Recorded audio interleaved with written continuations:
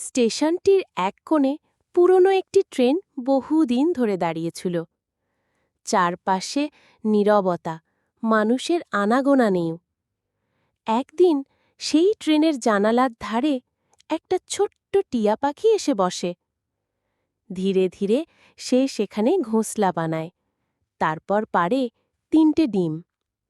কিছুদিন পরে ডিম থেকে 3টে ফুটফুটে ছানা বের হয়। টিয়া খুশিতে ভরে ওঠে, প্রতিদিন সে ছানাদের জন্য খাবার নিয়ে আসে। কিন্তু একদিন হঠাৎ টিয়া যখন খাবার আনতে যায়, হুইসেল কাজে ট্রেনটা হঠাৎ করে চলে যায়। টিয়া ফিরে এসে দেখে ট্রেন, ছানা সব উধাও। সে চারদিকে খুঁজে খুঁজে অস্থির, তার চোখে জল। সে চিৎকার করে ডাকে, কেউ নেই। শেষে এক গাছের ডালে গিয়ে চুপচাপ বসে পড়ে।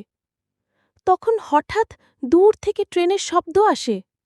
হ্যাঁ, সেই ট্রেনটাই ফিরে এসেছে। টিয়া উড়ে গিয়ে দেখে ছানারা ঠিকই আছে। সে তাদের জড়িয়ে ধরে। খুশিতে ডানা মেলে নাচে টিয়া। অবশেষে সে গাছেই নতুন ঘোঁসলা বানায়।